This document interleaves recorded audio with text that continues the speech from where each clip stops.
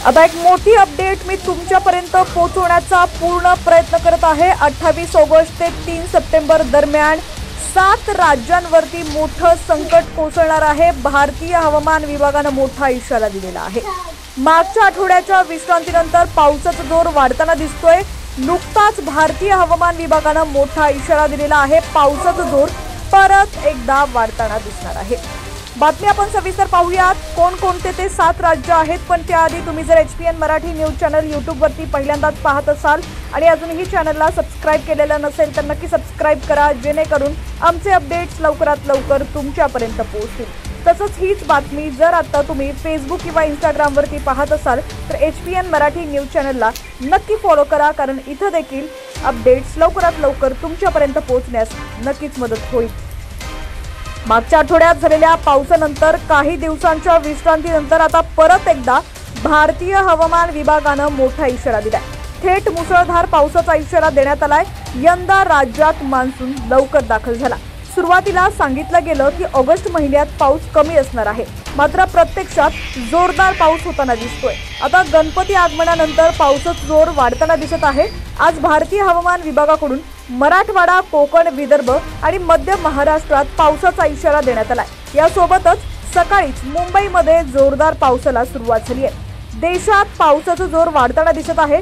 छत्तीसगड, आंध्र प्रदेश, गोवा, महाराष्ट्र, ओडिशा भागात जोरदार पाऊस होणार असल्याचा इशारा IMDने वर्तवला होता। यासोबतच आसाम, मेघालय, राजस्थान, गुजरात, हरियाणा, चंदीगड, दिल्ली, हिमाचल प्रदेश, कर्नाटक, पंजाब, तामिळनाडू या भागात पाऊस होईल।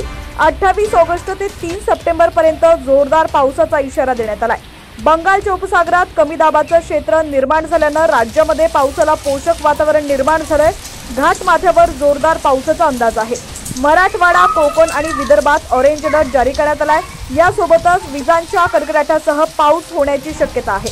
घाटमाथा, पालघर, कोकण, रायगड, रत्नागिरी, सिंधुदुर्ग, नाशिक, जालना, परभणी, भंडारा, नांदेड, गोंदिया, गडचिरोली, चंद्रपूर या भागात जोरदार पाऊस होणार आहे। नाशिकमध्ये यंदा गणेश उत्सवावर पावसाचं सावट बघायला मिळतंय। उद्या आणि परवा नाशिकमध्ये येलो अलर्ट जारी करण्यात आलाय। नाशिकला पाणी पुरवठा करणारे गंगापूर धरण 98% भरलेलं आहे।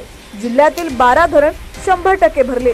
धरण पाणलोट क्षेत्रात 8 दिवसांपासून पाऊस सुरू आहे। गंगापूर धरणातून 3025 क्युसेक पाण्याचा विसर्ग करण्यात आलेला आहे। नदीकाठच्या रहिवाशांना सतर्कतेचा इशारा देण्यात आलेला आहे। परळीत 8 दिवसांच्या विश्रांतीनंतर रात्रीपासून पावसाला जोरदार सुरुवात झाली आहे। रिमझिम पावसामुळे रब्बीच्या पिकांना फायदा होणार आहे आणि नागरिकांनाही उकाड्यापासून चांगलाच दिलासा मिळणार आहे।